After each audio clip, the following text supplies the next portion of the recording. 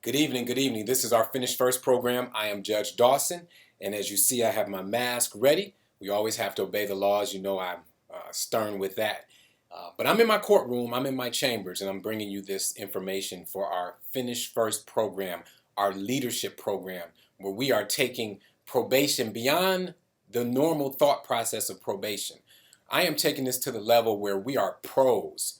I call it our pro club, where we are looking not only for probation, but we're looking for power, restoration, and order, the PRO, which is why I have these programs and why I've invested the time in you, as opposed to sending you to jail, but giving you a chance to do these programs. So even if you are not in my probation program, there's nothing wrong with getting knowledge and information so that we can all make better decisions. All right. So if you've been following along, as you should be, we've been making our way through the Cycle Breaker book. And we've been talking about this story, which features 5 young men who found themselves in a legal situation. And instead of going to jail, the court decided to send the men to a camp called the Cycle Breaker camp. And it's at this camp where they are able to discover new ways to reach higher levels of leadership. Now, let me stop right there. Think about you and your everyday life. We are so bombarded with our responsibilities, our family, our job, just life in general. You know, the health crisis that's going on. Sometimes we need to step away from the chaos in order to get our minds right. The bad part is we don't always have that opportunity. Not all of us have the ability to step away from the chaos, to kind of set back. But in this book, not only are we talking about these 5 young men who were able to do that, I'm going to eventually, as we go through this process, provide you with tools and techniques so that you can do the same thing no matter where you are. Step back, reevaluate your life, and get back on track so that you can reach your highest level of success. All right, let's go. All right, let's go. Chapter 11. In Chapter 11, we're dealing with the Cycle Breaker program, and we're starting to get into the nuts and bolts of what it takes to be a cycle breaker. I have my book right here that I'm looking at, and we're going over the rules of what it takes to be a cycle breaker. Rule number 1. And in fact, throughout this entire session, we're going to deal with rule number 1 as we break down and go into the details of how to be the best that we can be. Rule number 1, study your past so that you can change your future. Study your past so that you can change your future. Now, time out right there. We're going to have homework assignments that are going to come, and I'm going to put them on the screen as we go through this process. But that's something that's really important to reaching the next level of success. You know, there's a quote that says, "A life that's not examined is a life not well lived." A life not examined is a life not well lived. That's going to be the first assignment.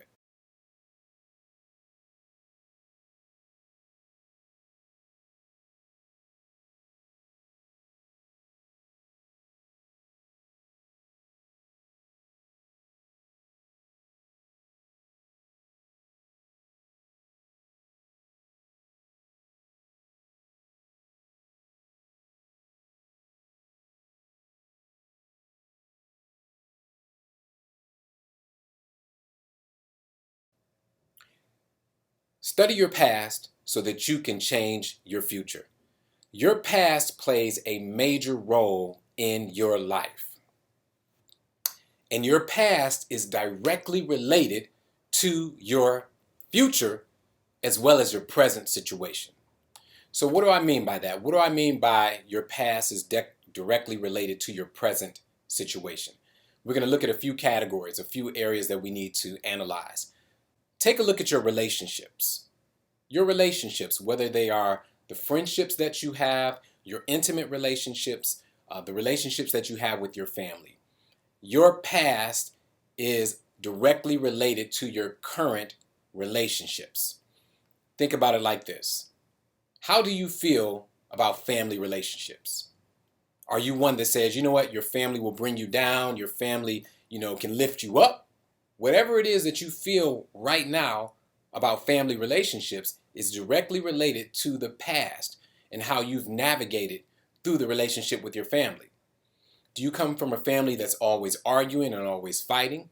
If so, you may believe that it's best to wash your hands of your family to leave them alone?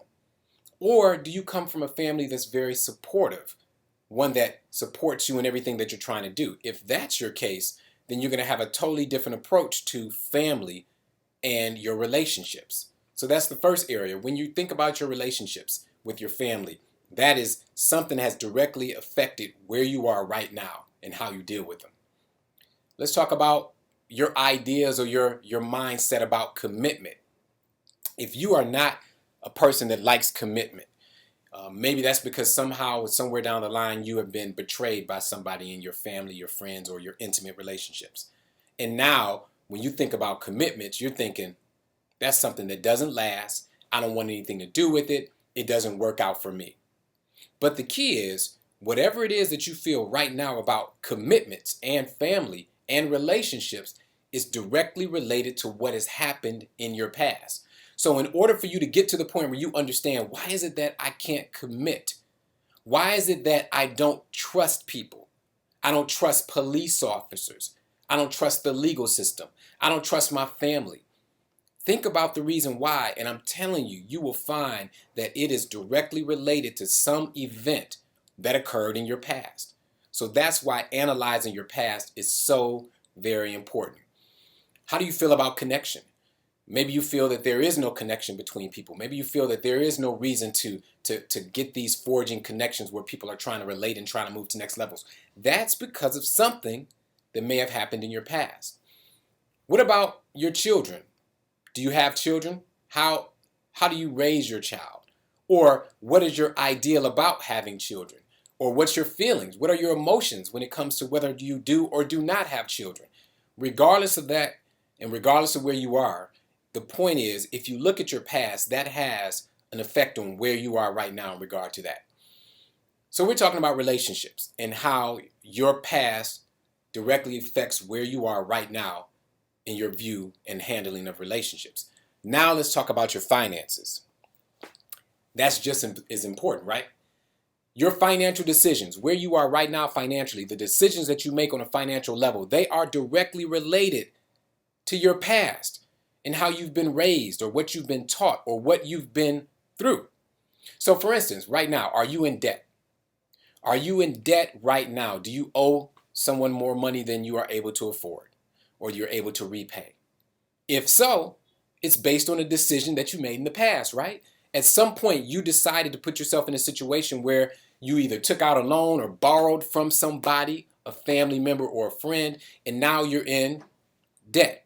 Right? That's based on a decision that you made in the past. What about a home? Let's say you own a home. Are you in a mortgage that's considered upside down, right? I don't know if you know what that term means, but basically that means your house, you owe more on your house than it's currently worth. That's an upside down mortgage. So if you don't understand that, and that's fine, let's talk about a car. Have you ever had a car that you owe more money on than the car is worth?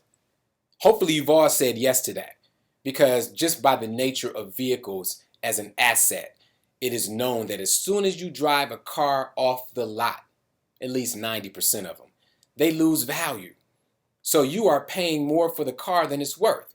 Now, sometimes you're in a situation where you get a used car and you get that under a value where you are actually on top of it. But generally speaking, you're in an upside down situation with your car. So from a financial standpoint, wherever you are right now financially is based on decisions that you've made in your life. Whether or not you have a savings account. Do you have money saved in the bank? Are you able to post a bond if you've gotten in trouble tomorrow? Wherever you are financially, it's because of decisions that you made in the past. So what would those decisions be? Those decisions would be, well, maybe you quit a job a little too soon. Maybe you decided not to save money. Maybe you bought those new tennis shoes or that nice purse that you wanted as opposed to putting money in the bank. And now you're in a situation where you don't have money saved up for the rainy day. So whatever situation you're in right now, it's based on something that happened in your past. So what are we talking about? Let's review. We're talking about you have to examine your past in order to change your future. So you have to know what decisions, mistakes, and things in that analysis that you've made in the past that are leading you right where you are in this current situation. Because once you know where you are currently, then you can change where you're going in your future. Let's move on past the finances. Let's talk about where you are in regard to your education. Some of us have decided to go on to college, and that's great because basically what it does is it gives you a platform, it gives you a leg up on what you can accomplish later on down the line. But some of us have decided not to go to college, and maybe some of you have even dropped out of school. But regardless, wherever you are right now educationally is based on a decision you made. So you didn't just find yourself as a person who dropped out of school. No, you made decisions every single day about whether or not you were going to go to class, whether or not you were going to do homework, whether or not you were going to study. And that led to where you are now as far as your education goes. Same thing with me. I'm not a genius. Well, I'm not a genius in the sense that I've done anything that anybody else can't do. All I did was continue to move forward. So I went to school. I graduated. I enrolled into college. I graduated. And all that takes is going to class every single day and doing the work. You can do that. There is something that you do every single day, whether it's play video games, roll a black and mild, smoke weed, whatever it is, there's something in your life that you get up and do every single day. And there's no reason that education can't be the same thing. It's all about a choice. And to go back to our lesson today, rule number 1 is that when you study your past, you can change your future. So when you know why you did the things you did as far as education, you know where you are now. I have another example, my last example before we move on. Let's talk about your employment situation. Wherever you are right now in regard to your employment is based on decisions that you made in the past. If you had a job, did you go to work on time? Did you respect that job? Did you give your full 100% effort when you were at your job? Because if you did, wherever you are right now is a result of those decisions.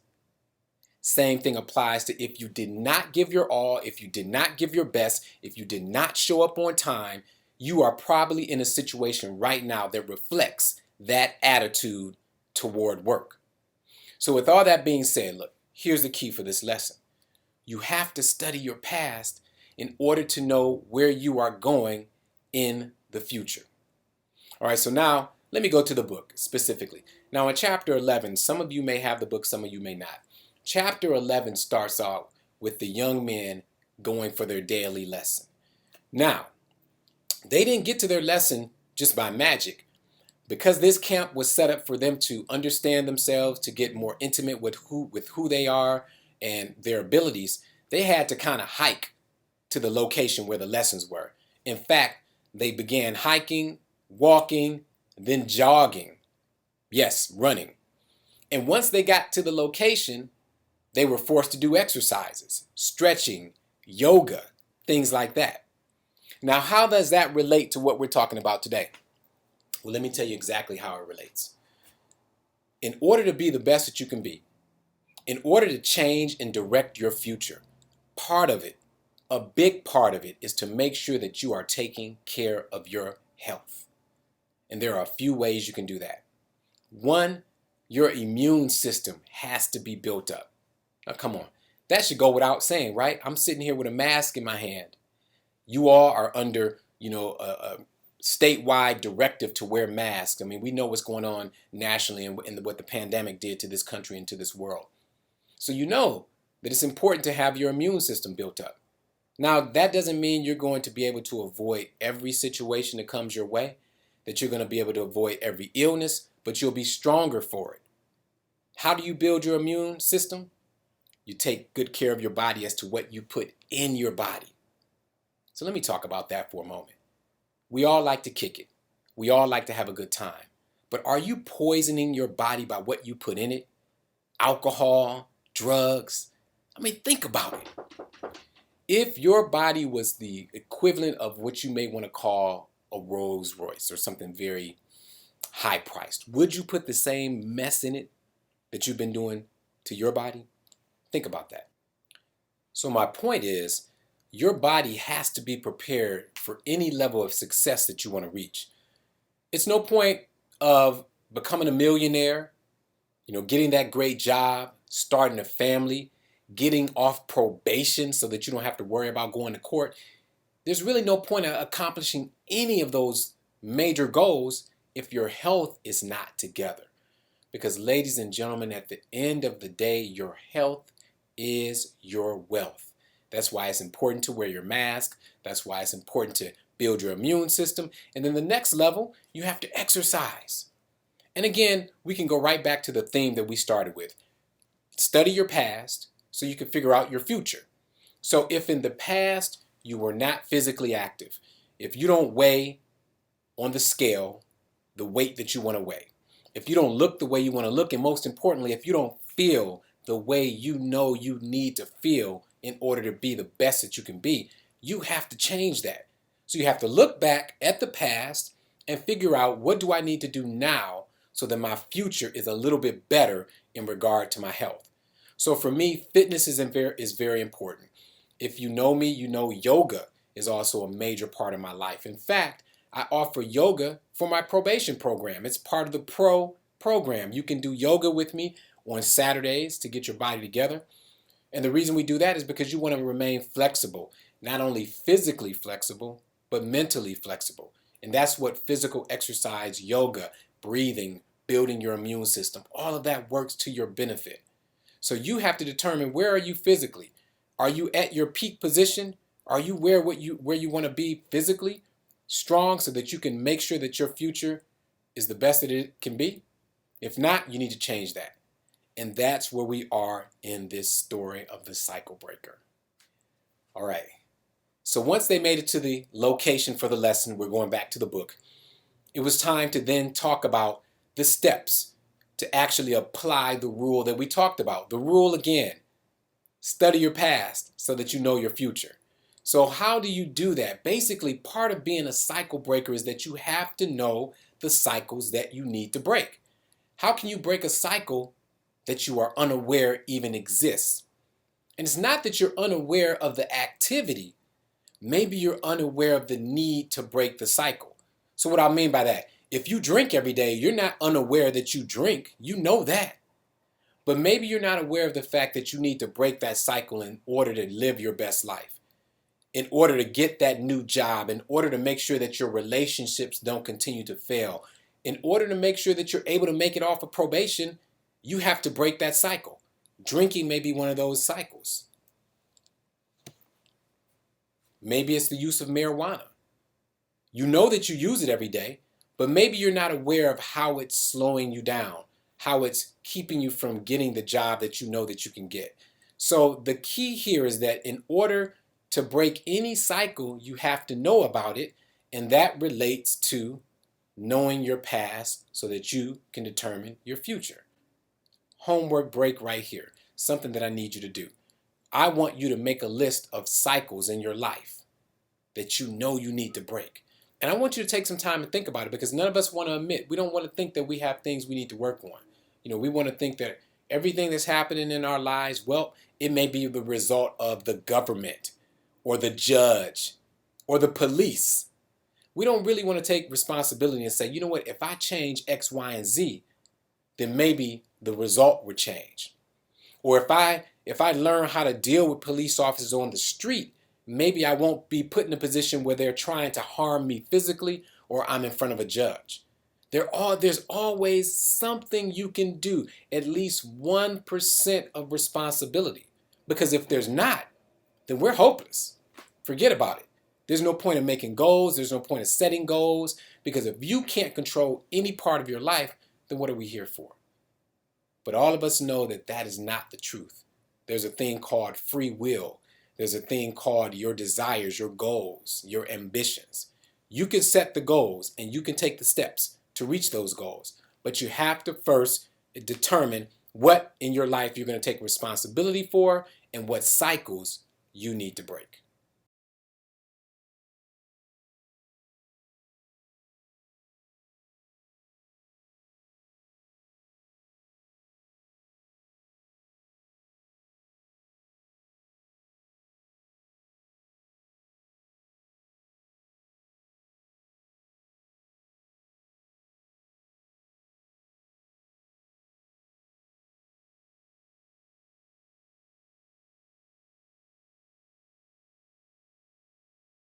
So let's get right to it. These are the things that I want you to consider. Right now, I want you to figure out, maybe write out a paragraph. Where are you right now? Now, if you're not ready to think about it, you're going to think, well, Judge, I'm sitting somewhere watching this video. I'm watching your workshop. That's where I am right now. No, I'm not talking about that. Where are you right now in regard to your relationships? Where are you right now in relationship to your family? Are you on good terms with your spouse or your significant other or your mother or father or aunties and cousins? Are you on good terms with them? Where are you right now in regard to that relationship? Where are you right now in regard to the job that you have? Are you working in the area that you want to be working in, or are you in a job that's mobile so that you can move up? Or are you making good money? Where are you right now? Where are you right now in regard to your personal and self-care? Do you drink too much? Do you smoke weed too much? Do you curse too much? I don't know. Wherever you are right now, take a moment to outline and define exactly where you are right now.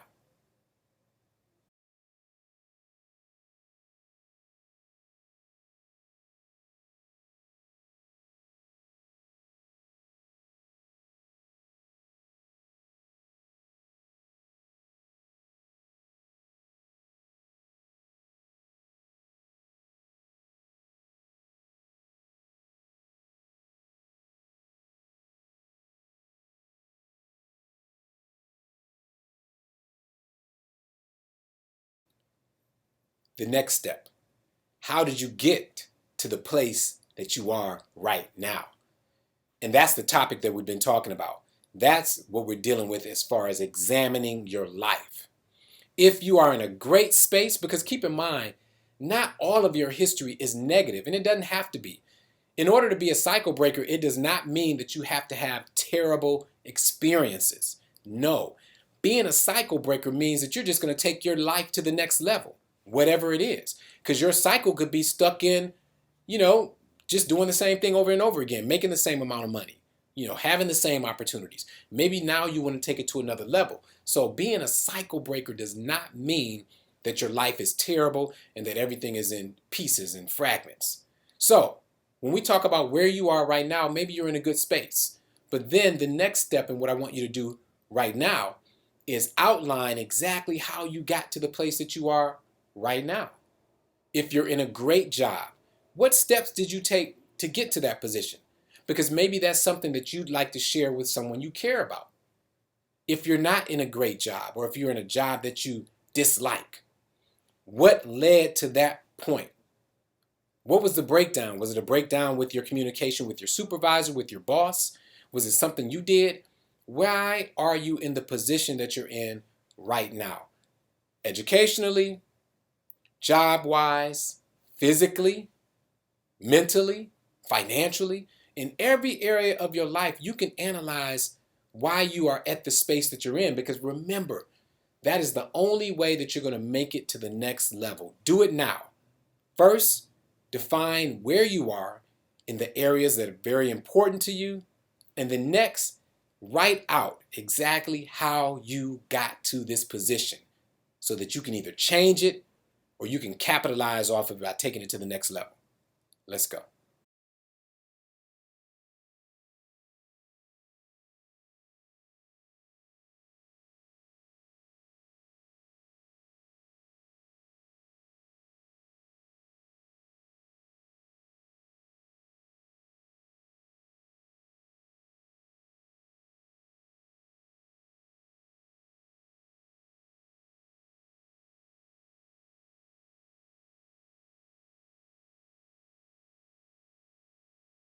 The last part of this workshop, the thing I want you to consider here, is in order to really examine your life, there are a few things or a few steps you can take.